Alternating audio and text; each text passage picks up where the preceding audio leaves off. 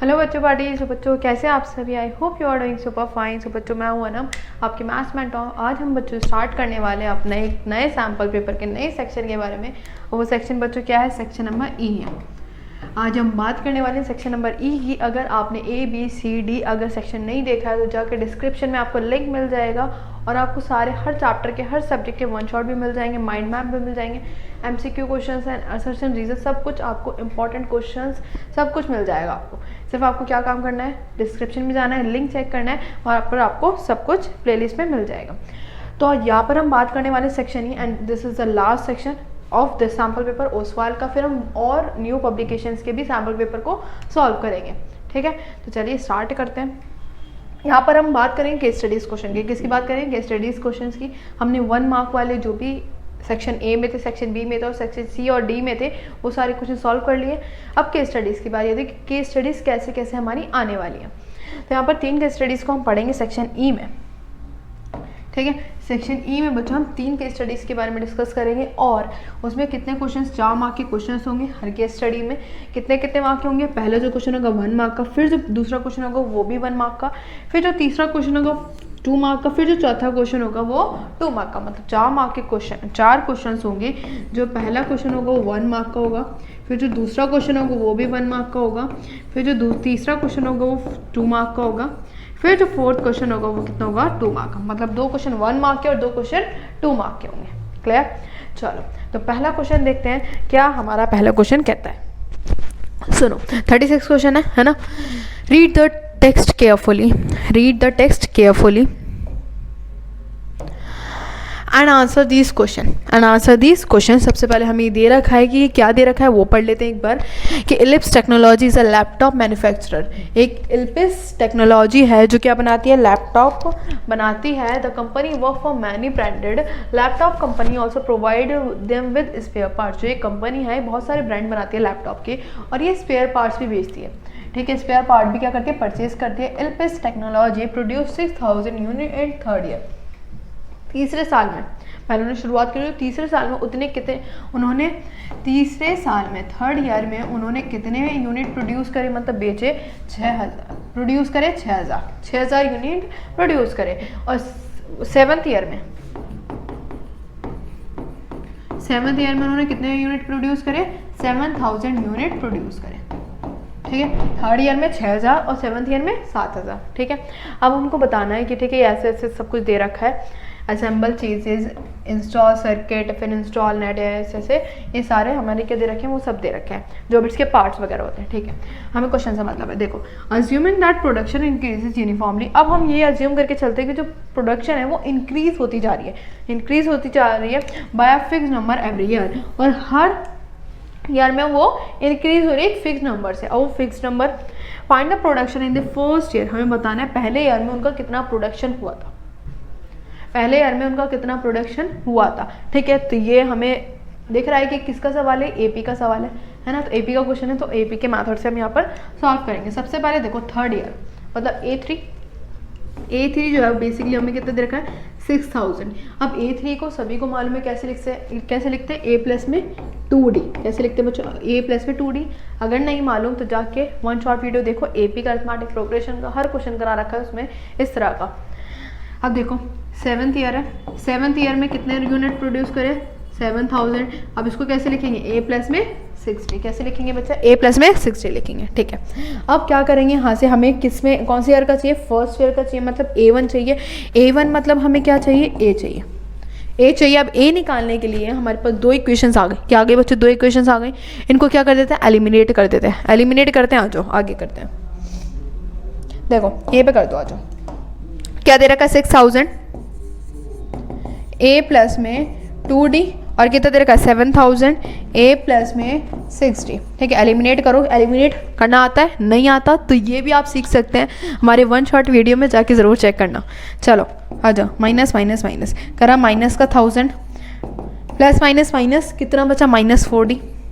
Minus से minus गया, D की जो वैल्यू आ गई, मल्टीप्लाई में 4 और नीचे आके डिवाइड में हो जाएगा, मतलब 1000 अपॉन में 4। तो डी की जो वैल्यू आ गई वो कितने आ गए? 250।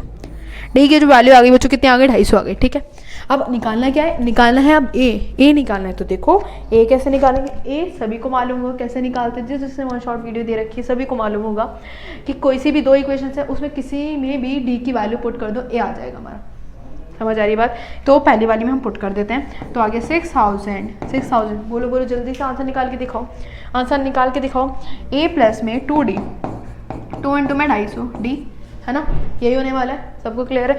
अब देखो 6000, ये हो गया कितना ए, मल्टीप्लाई करोगे, ये मेरा ए है, इसमें कंफ्यूज मत हो जाना, ए ठीक है। अब मल्टीप्लाई करेंगे तो कितना आ गया 500, है ना, 500 प्लस का 500 इधर आके माइनस का 500, तो आ गया 5500। ए की जो वैल्यू आ गई बच्चों कितना आ गई 5500। तो पहले ईयर में उसने कितना प्रोडक्शन करा 5500। क्लियर, बस फर्स्ट ईयर का बताना था। मान लो अगर आपसे सेकंड ईयर का पूछा जाए, सेकंड ईयर में क्या करना है आपको, सेकंड ईयर में आपको ये करना है कि क्या निकालना है, A2 निकालना है। A2 कैसे निकालते हैं, A प्लस में D, तो A भी हमें गिवन है, D भी हमें गिवन है, दोनों को ऐड कर देना S A3 A4 A5। Clear, सारी फंडा क्लियर। चलो तो बात करते हैं आगे की, अपने आगे की बात करते हैं आगे की। देखो कितना आया पहले ईयर में 5500, कितना आया 5500 in the first production year, first year, है ना। आगे बढ़ते हैं, सेकंड क्वेश्चन देखते हैं इसका। Find the production in the fifth year. जैसे कि मैंने बोला आपसे सेकंड में पूछ सकते हैं, थर्ड भी पूछ सकता है, फिफ्थ भी पूछ सकता है। तो अब इससे क्या पूछ लिया, फिफ्थ ईयर में बताओ कितना उसका प्रोडक्शन हुआ। अब ये लॉजिक आप नहीं लगा सकते, जैसे आप कई बच्चे दिमाग दौड़ा सकते हैं अपना कि देखो अच्छा नहीं चलो ठीक है, मुझे लगा हो सकते हैं, कोई नहीं, चलो अपना क्वेश्चन करते हैं। अब बात करते हैं find the production in the fifth year. अब फिफ्थ ईयर में प्रोडक्शन बताना है तो ज़रा ध्यान से देखो। फिफ्थ ईयर तो मतलब इसको मैं किस तरह से लिख सकती हूँ, मतलब जो मेरा कुछ बच्चे वो भी लगा सकते हैं कि जो जनरल फॉर्म होती है, अगर मान लो फॉर्मूला लगाना तो फॉर्मूला लगा के भी दिखा देती हूँ मैं आपको कि जो हमारा an है, मतलब जो n है वो कितना है हमारा 5। फिफ्थ ईयर में बताना मतलब n 5 हो गया, तो हमारा फॉर्मूला क्या होता है an इक्वल में a प्लस में n माइनस 1 d, है ना। कुछ बच्चे फॉर्मूला भी लगा सकते हो, फॉर्मूला भी करके दिखा देती हूँ मैं आपको। n कितना है 5, ठीक है, a प्लस में 5 माइनस 1 और d। अभी हमने a और d निकाला था, दोबारा निकालने की जरूरत नहीं है, जो हमने निकाला था उसी को ले लेते हैं हम यहाँ पे, क्योंकि एक ही क्वेश्चन है पूरा, जरूरत नहीं दोबारा निकालने की। देखो a कितना आया था, 5500, d कितना आया था 250। a कितना आया था 5500, d कितना है 250। तो a की वैल्यू पुट कर दो, a की वैल्यू है 5500, n हमारा आ गया 4 और d हमारा 250। ठीक है, क्लियर कर दो। 5500, ये कितना आ गया 0, 5 4 20, 2 कैरी 4 2 8 और 9 10। ठीक है, ये आ गया हमारा 1000। तो आगे बच्चा 6500, कितना आ गया बच्चा 6500। तो फिफ्थ ईयर में कितना प्रोडक्शन हुआ 6500, हमारा क्या हो गया प्रोडक्शन हो गया। कुछ बच्चे इस तरह सीधा डायरेक्ट भी कर सकते हैं फॉर्मूला लगा के कि A5 है, फिफ्थ ईयर का निकालना है तो क्या करेंगे A प्लस में 4D। याद आई मैंने बताया था आपको वन शॉट वीडियो में कि D के आगे जो एक नंबर होता है, मान लो अगर फिफ्थ ईयर पूछा गया तो D के आगे जो एक नंबर होता है वो कम हो जाता है 4। अगर मान लो एक चीज़ और बता दी, A20 निकालना है, A तो आएगा ही आएगा। अब D20 है तो कितना हो गया, एक कम हो गया 19D। इससे आप जल्दी से कर सकते हैं, फॉर्मूला इतनी देर में आप अप्लाई करेंगे से कर देंगे। ठीक है, चलो अब आगे बढ़ते हैं, थर्ड क्वेश्चन देखते हैं अपना। थर्ड क्वेश्चन में देखो कितना आ रहा है 6500। चलो बच्चों देखते हैं अपना नेक्स्ट क्वेश्चन। और नेक्स्ट क्वेश्चन देखो थर्ड पार्ट में इस पे क्या बोला गया है, find the total production in 7 years. क्या निकालना है बच्चों, टोटल प्रोडक्शन इन 7 ईयर, कि 7 साल में उन्होंने टोटल कितना प्रोडक्शन किया। मतलब कि पहला साल, दूसरा साल, तीसरा, चौथा, पांचवा, छठा और सातवां। ठीक है, तो सातों साल में उन्होंने टोटल प्रोडक्शन कितना करा। अब ये तो करोगे नहीं कि पहला साल का नहीं करोगे, दूसरा, तीसरा, चौथा, पांचवा, छठा, सातवां, फिर सबका ऐड करोगे। यहाँ पर हम फॉर्मूला लगाते हैं किसका, SN का, है ना। SN का फॉर्मूला लगाते हैं। अब देखो यहाँ पे SN का जो फॉर्मूला होता है बच्चों, एक काम करते हैं दूसरा वाला लगाते हैं, n/2 a प्लस में l। लास्ट हमें मालूम है, देखो 7th ईयर में कितने 7000, n हमें मालूम है कितना है बच्चा 7, n कितना है बच्चा 7। ठीक है, अब a की बात करें, a कितना हो जाएगा 5500। अगर हम बात करें d की तो d हो जाएगा हमारा 250, है ना, यही है। ठीक है, अब देखो n जो है वो हमारा 7 है तो पुट कर दो 7, ये आ गया 7/2 ए पहले साल में कितना हुआ 5500। फिर लास्ट ईयर में बच्चा कितना हुआ 7000, लास्ट ईयर में कितना हुआ 7000, कर दो इसे 7/2, ये आ गया 0 0, ठीक है। फिर आ गया हमारा 5, फिर आ गया हमारा कितना 5 5 10 11 और 12 500 है ना। चेक कर लेते एक बार, ठीक है। चलो सॉल्व करते हैं इसे। काटोगे तो कितना आ जाएगा, ये आ जाएगा 6 और ये आ जाएगा हमारा 2 है ना, 2, फिर आ जाएगा इतना, 1 0 कम आएगा, ठीक है। 6250। अगर इनको मल्टीप्लाई करेंगे, मल्टीप्लाई करने के बाद जो हमारा आंसर आएगा वो ये आएगा 43750, 43750। तो टोटल जो प्रोडक्शन हुआ है वो कितना हो 43,750। क्लियर। तो आपको क्वेश्चन को ढंग से पढ़ना है, यहाँ पर कंफ्यूज नहीं होना। यहाँ पर बोला गया है टोटल प्रोडक्शन इन 7 ईयर, ना कि 7th ईयर का प्रोडक्शन बताओ। यहाँ पर बोला गया है कि टोटल प्रोडक्शन इन 7 ईयर्स, की टोटल प्रोडक्शन इन 7 ईयर्स का बताओ, ठीक है। ऐसे आपका 6 ईयर्स का भी हो सकता है, 2 ईयर्स का भी हो सकता है, 3 ईयर्स का भी हो सकता है, ठीक है। तो ईजी है, कुछ नहीं है इस क्वेश्चन में। चलो बढ़ते हैं। तो थर्ड क्वेश्चन हो गया, एक लास्ट क्वेश्चन रह गया इसका, तो वो भी चेक कर लेते हैं। देखो जरा, अब बोला गया assuming that the production increases uniformly, ये चलिए वही है। अब देखो उसी का और में क्वेश्चन है यहाँ। अच्छा, find in which year 1000 unit are produce. हमें बताना है कौन से ईयर में 1000 यूनिट प्रोड्यूस होंगी, कौन से ईयर में। तो मतलब एन बताना है, हमें क्या बताना है, बेसिकली हमें एन बताना है कि एन बताओ। हमें ए दे रखा है 5500, डी हमें दे रखा है 250, और हमें एन ए एन भी पता चल गया। ए एन कितना आ गया 10,000 कि 10, अच्छा 1000 नहीं 10,000 है, कितना है 10,000, ठीक है। तो 10,000 कितने ईयर में प्रोड्यूस्ड होंगी, ठीक है, निकाल सकते हैं, बहुत इजी है, इसमें तो कुछ भी नहीं है बच्चा। आ जाओ ए एन का फॉर्मूला लगाते हैं। क्या लगाएंगे, ए एन का फॉर्मूला। ए एन का फॉर्मूला क्या होता है, ए प्लस में N minus 1 D. A N कितना है बच्चों 10,000, ए कितना है 5500, एन हमें मालूम नहीं है, डी हमारा कितना है बच्चों 250, डी हमारा कितना है 250। Clear clear clear.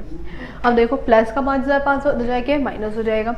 तो 10,000 में से हम क्या माइनस कर देंगे 5500। एन माइनस 1 कितना चल रहा है 250, है ना। क्लियर हो रही बात, दिख रहा है। चलो अब करते हैं माइनस। ये आ गया 0, ये आ गया 0, फिर आ गया 5, फिर 9 में से 5 गया 4500। क्लियर। अब देखो मल्टीप्लाई में 250 नीचे आके कितना हो जाएगा, डिवाइड में एन माइनस 1, 0 से 0 गया, 0 से 0 गया। आ जाओ काट दो, 5 5 और 25, ये आ गया 9 0, फिर ये आ गया हमारा कितना 1, और फिर 4 कैरी वो 18, कितना आ गया 18। माइनस 1 इधर आके प्लस हो जाएगा, तो हमारा एन मतलब 10,000 यूनिट्स कितने ईयर में प्रोड्यूस होंगे, 94750 आ रहा है ना। ये हाउ इज दिस पॉसिबल। अच्छा ठीक है, उन्होंने वैसे कर दिया, ठीक है कोई दिक्कत नहीं, हमारा आंसर भी सही है। ठीक है, तो क्या करा है बच्चा हमने, हमें बताना था कि 10,000 कितने कौन से ईयर में प्रोड्यूस्ड होगी। मतलब ए एन जो है, मतलब बेसिकली हमें क्या दे रखा है 10,000 दे रखा है।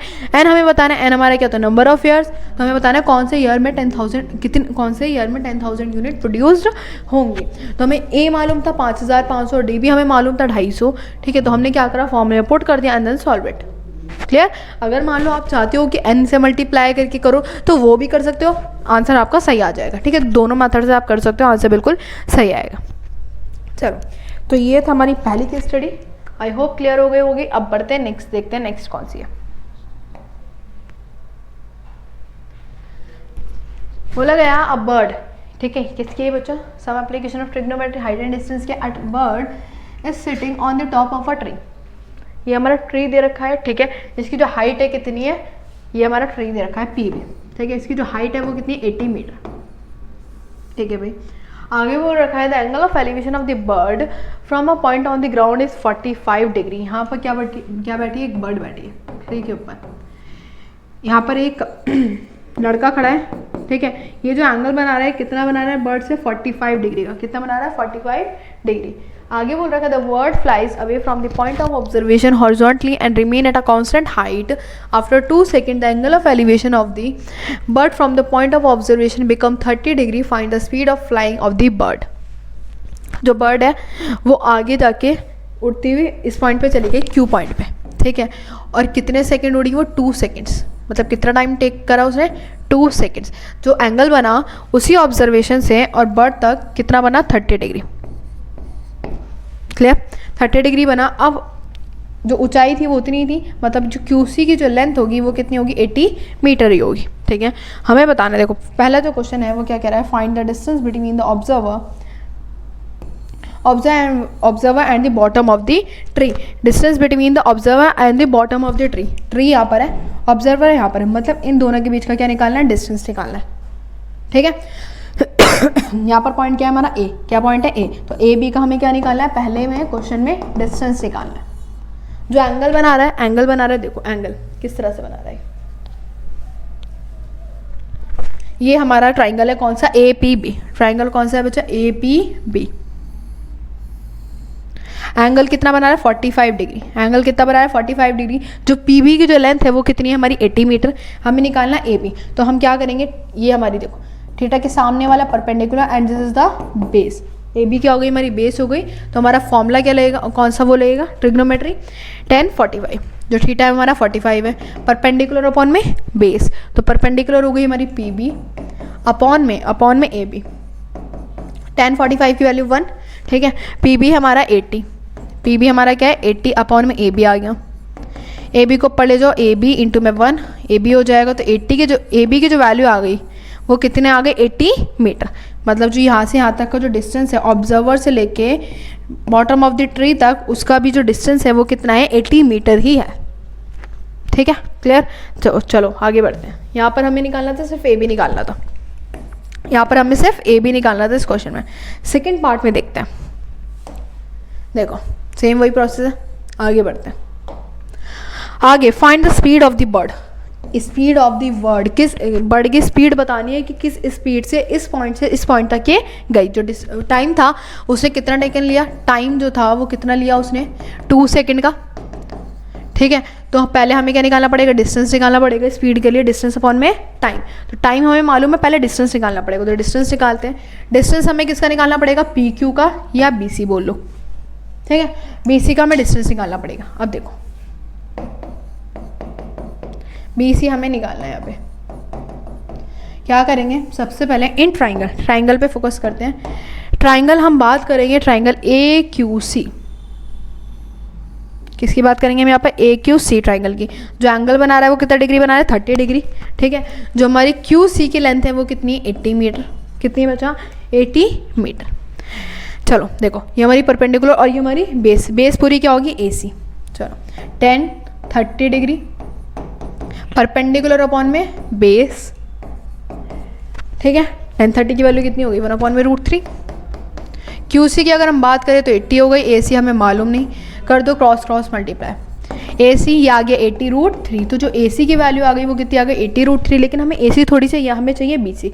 लेकिन हमें अभी मालूम है कि जो AB है वो कितना है 80 मीटर, अभी तो निकाला, जस्ट अभी निकाला फर्स्ट पार्ट में, तो अभी AB निकाला हमने 80 मीटर। तो हम एक काम कर सकते हैं यहाँ पे कि AC में से क्या माइनस कर दें, AB माइनस कर देंगे तो हमें क्या मिल जाएगी BC मिल जाएगी। क्या मिल जाएगी, AC में से AB माइनस कर देंगे तो क्या मिल जाएगी BC। अब देखो AC कितना है 80√3, AB कितना है बच्चा 80, तो ये आ गया BC। अब क्या काम करेंगे, 80 कॉमन आ रहा है, 80 बाहर निकालो, यहाँ आ गया √3 माइनस का 1 और ये आ गई हमारी BC। कितनी आ गई हमारी BC। चलो इसको हाईलाइट कर देते हैं,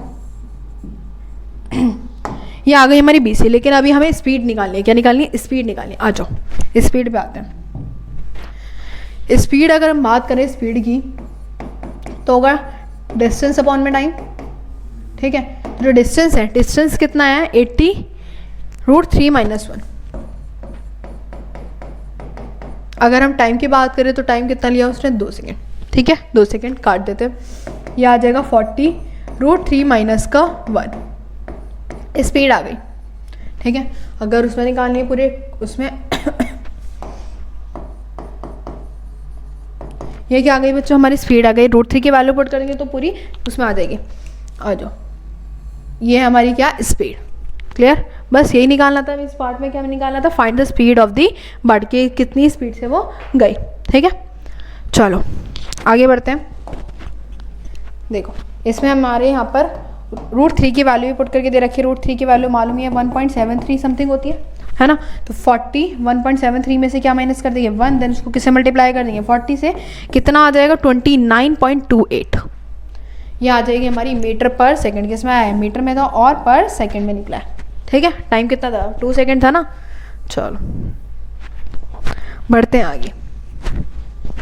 नेक्स्ट क्वेश्चन क्या बोल रहा है, find the distance between second position of bird and the observer. जो सेकंड पोजीशन थी, सेकंड पोजीशन कौन से उस पे थी क्यू पे।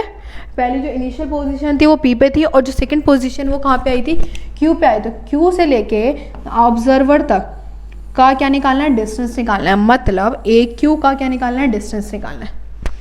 ए क्यू निकालना है हमें इसमें। Find the A Q. Clear. अब देखो ए क्यू निकालना है तो हम ट्राइंगल लेंगे कौन सा, ये वाला ट्राइंगल ए क्यू सी की बात करेंगे। लेकिन अब की बार हमें हाइपोटेनियस निकालने, क्या निकालें हाइपोटेनियस।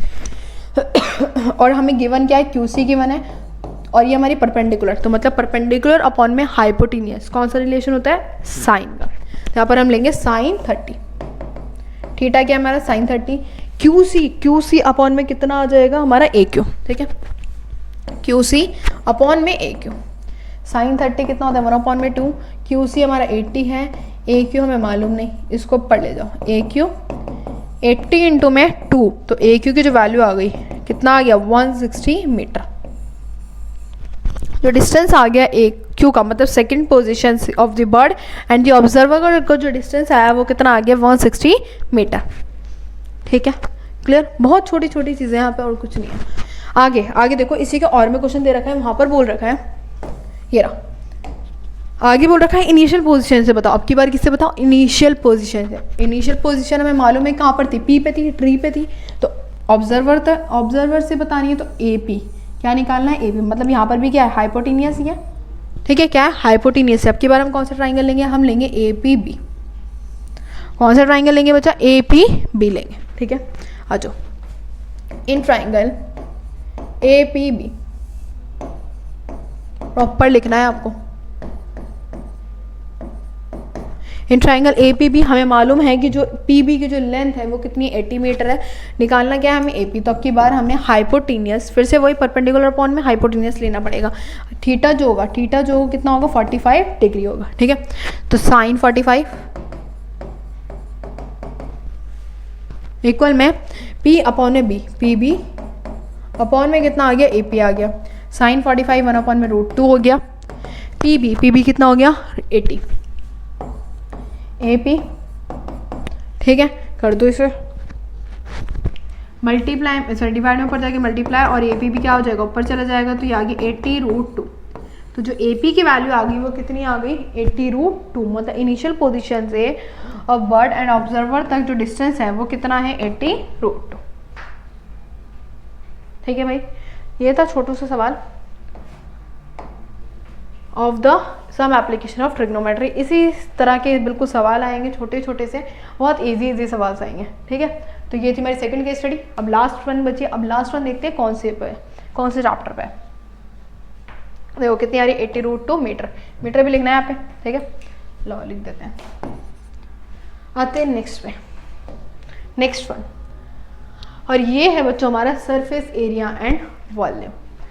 देखो जरा क्या बोलता है। एक जूस सेलर है जो क्या करता है सर्व करता है अपने कस्टमर्स को यूजिंग सिलेंड्रिकल कंटेनर। एक सिलेंड्रिकल कंटेनर है उसके पास बड़ा सा, जिसकी जो रेडियस है वो कितनी है 20 सेंटीमीटर है। एंड हाइट है बड़ा सा मान लेते हैं, सिलेंड्रिकल कंटेनर है उसके पास बहुत बड़ा सा।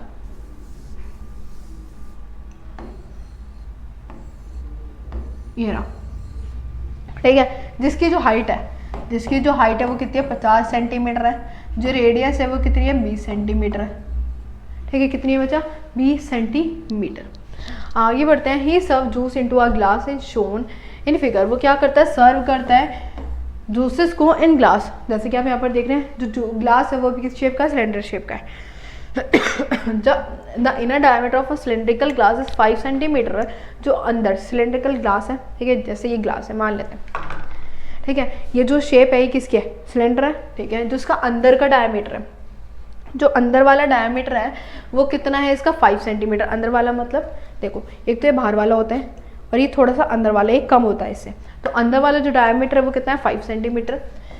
But the bottom of the glass had a spherical raised portion which reduce the capacity of the glass. अब जो दुकानदार था वो क्या था, चालाक था। उसने क्या काम करा कि पहले जो था, जो हमारा ग्लास था वो सिलेंड्रिकल शेप में था, उसने क्या करा नीचे की तरफ, नीचे बेस की तरफ एक सिलेंड्रिकल हेमिस्फेरिकल क्या लगा दिया, बॉटम लगा दिया, ऊपर की तरफ उठा दिया उसने, इस तरह से अंदर की तरफ डाल दिया।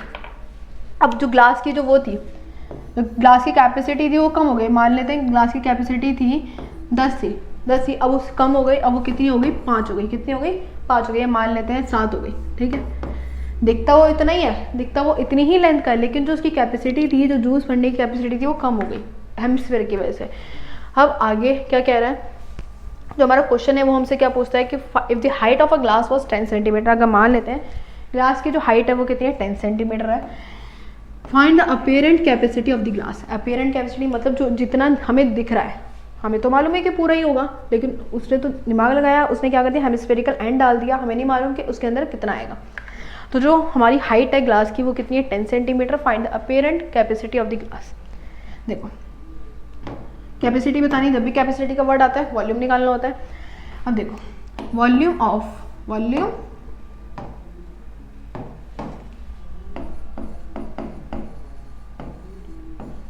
ऑफ सिलेंड्रिकल ग्लास कितना होता है, पाई आर स्क्वायर एच, है ना। पाई की वैल्यू वैसे स्पेसिफिक बोली नहीं गई, यहाँ पर क्या लेनी है, ले लेते हैं 22/7। आर कितनी है बच्चों, ग्लास की बतानी है, तो ग्लास की देखो जो डायमीटर थी वो कितनी थी 5 थी, जो डायमीटर थी वो 5 थी, तो रेडियस कितनी हो गई 5/2 हो गई। ठीक है, 5/2 इंटू में 5/2। एच कितनी है, एच कितनी है 10 सेंटीमीटर, 10 रख दो, ये आ गया 5, ये आ गया 11, ये आ गया 11 और ये आ गया 125 अपॉन में कितना आ गया 7। कितना आ गया 125 अपॉन में 7 कर दो। आ जाओ देखते हैं आगे। देखो क्या दे रखा है 196.25 सेंटीमीटर क्यूब, ये आई है इसकी अपीयरेंट कैपेसिटी, अपीयरेंट जितनी हमें दिख रही है। ठीक है, अब नेक्स्ट क्वेश्चन देखो। नेक्स्ट क्वेश्चन क्या पूछ रहा है, also find actual capacity. Actual capacity बताओ, क्या बताओ, एक्चुअल कैपेसिटी बताओ उसकी कितनी है। तो क्या करेंगे, जो हमें अपीयरेंट दिख रही है उसमें से हम हेमिस्फीयर का माइनस कर देंगे, हेमिस्फीयर का वॉल्यूम क्या कर देंगे माइनस कर देंगे। क्या करेंगे, फाइंड एक्चुअल जो कैपेसिटी आएगी वो क्या आएगी, volume of apparent capacity minus volume of hemisphere.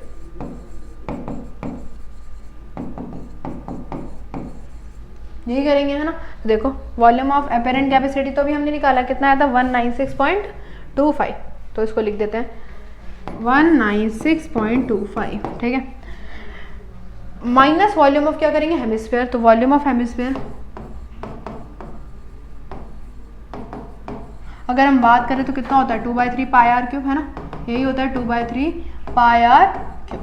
2/3 पाई की वैल्यू 3.14 लेनी है। आर देखो बच्चों, अब आर कैसे निकालेंगे, यहाँ पर तो हमसे हेमिस्फीयर का बोला ही नहीं गया, लेकिन ये जो फिगर दिख रहे हैं यहाँ पर, ये जो इसका ये जो सिलेंड्रिकल का डायमीटर है वही हेमिस्फीयर का, क्योंकि उतना ही तो साइज है उसका, तो जो डायमीटर होगा, सॉरी जो रेडियस होगी हेमिस्फीयर की वो किसकी इक्वल होगी, सिलेंडर के इक्वल होगी, क्योंकि उतना ही लेंथ लिया। तो जो हमारी सिलेंडर की डायमीटर थी वो कितनी थी 5/2, तो इसकी भी कितनी आ जाएगी 5/2 ही आ जाएगी। 5/2 5/2 और 5/2। ठीक है, देखो आगे ये हमने सॉल्व कर रखा है। ठीक है, तो ये कितनी आई है 32.71, कितनी आई 32.71 लेते हैं। तो पूरी वॉल्यूम ऑफ अपीयरेंट कैपेसिटी में से क्या माइनस कर देंगे, वॉल्यूम ऑफ हेमिस्फीयर, तो कितनी आई 32.71। देन माइनस करके देख लेते हैं, देखो कितने आ गए 163.54, और सेंटीमीटर में चल रहा है, वॉल्यूम निकाले तो किस में आ जाएगा centimetre cube, centimetre cube. Clear भाई, बस यही था हमारा काम। अब देखते हैं नेक्स्ट वाला पार्ट। नेक्स्ट वाले पार्ट में हमसे क्या पूछते हैं, find the capacity of the container in litre. आपके पास कंटेनर की कैपेसिटी पूछ ले इन लीटर में, लेकिन इन लीटर में, ठीक है। देखो ज़रा, कंटेनर में हमसे बोला गया जो रेडियस थी 20 सेंटीमीटर थी, जो हाइट थी वो कितनी थी 50 सेंटीमीटर। तो बस बात खत्म। Volume of container, volume of container हमें मालूम है क्या होता है, पाई आर स्क्वायर एच। ये भी सिलेंडर शेप का तो पाई आर स्क्वायर एच होगा। पाई की वैल्यू 3.14, आर जो है वो हमारी कितनी है 20 है, 20 इंटू में 20। एच जो है वो कितना है 50। एच कितना है बच्चा 50। चलो आगे देखते हैं। देखो क्या दे रखा है 62800, सॉल्व कर लेना ही ना। 62800, लेकिन ये किस में आया सेंटीमीटर क्यूब, लेकिन हमें निकालना है किस में, निकालना है बच्चों हमें लीटर में। तो लीटर में करने के लिए हम क्या करते हैं 62800 को हम डिवाइड कर देंगे किससे 1000 से, है ना। 1000 से डिवाइड कर दो तो ये हटके ऊपर आ जाएगा 62.80 लीटर। और इसको इस तरह से भी लिख सकते हैं, अगर आप इस तरह से लिखना चाहें इसको 62.8 लीटर, है ना। 0 को लिखने की ज़रूरत ही नहीं। तो ये आ गया बच्चों हमारा आंसर, इजी। चलो भाई आगे बढ़ते हैं। आगे अपना सिर्फ एक लास्ट पार्ट देख लेते हैं, क्या कहते हैं। How many glasses he serve if the container is full. अगर मान लो उसका कंटेनर जो था पूरा भरा हुआ था जूस से, वो बताओ कितने ग्लास फिल कर सकता है, कितना वो ग्लास फिल कर सकता है। तो हम क्या करते हैं, ऊपर बड़ा वाला और नीचे छोटा, मतलब वॉल्यूम ऑफ कंटेनर अपॉन में वॉल्यूम ऑफ 1 ग्लास, ठीक है। नंबर ऑफ ग्लासेस निकालने हैं। नंबर ऑफ ग्लासेस अगर हमें निकालने हैं तो क्या करेंगे, वॉल्यूम ऑफ कंटेनर अपॉन में वॉल्यूम ऑफ 1 ग्लास, और अपीयरेंट वाला नहीं लेंगे, जो एक्चुअल कैपेसिटी वाला लेंगे इसका, ठीक है। तो देखो वॉल्यूम ऑफ कंटेनर अभी हमने निकाला था कितना निकाला है सेंटीमीटर क्यूब में लो, ठीक है। 62800, 62800, ठीक है। अब देखो वॉल्यूम ऑफ एक्चुअल कैपेसिटी कितनी है 163.5, 163.5, चलो 163.5, 163.5। चलो आउटपुट की में जल्दी से डिवाइड कर देते हैं। ये आ जाएगा हमारा 62800 अपॉन में 163.5, ये आ जाएगा हमारा 384। 384 ग्लासेस हम फिल कर सकते हैं उस कंटेनर से, 384 ग्लासेस हम फिल कर सकते हैं उस एक कंटेनर से। मज़ा आया, बढ़िया सवाल था, अच्छा सवाल था। तो इस तरह से आपके क्वेश्चंस आ सकते हैं। और अगर और ज़्यादा क्वेश्चंस की प्रैक्टिस करनी है तो जाके डिस्क्रिप्शन में आपको लिंक मिल जाएगा, वन शॉट चेक करें। माइंड मैप, इंपॉर्टेंट क्वेश्चन, हर एक चीज़ के मार्क वाइज क्वेश्चंस मिल जाएंगे, इंपॉर्टेंट टॉपिक्स की वीडियो भी आपको मिल जाएगी, ठीक है। तो ये थी बच्चों हमारे सारे केस स्टडीज़ के क्वेश्चन। देखो 384 ग्लासेस आ रहे हैं, ये थे हमारे सारे केस स्टडीज़ के क्वेश्चन। आई होप क्लियर हो गए होंगी सारी चीज़ें। पूरा सैम्पल पेपर अगर आपको देखना है तो जाकर डिस्क्रिप्शन में लिंक मिल जाएगा, ABCD सारे पार्ट्स आपको मिल जाएंगे। तो बच्चों मिलते हैं नेक्स्ट वीडियो में, नेक्स्ट सैम्पल पेपर में। तब तक के लिए ध्यान रखिए, पढ़ाई करते रहिए।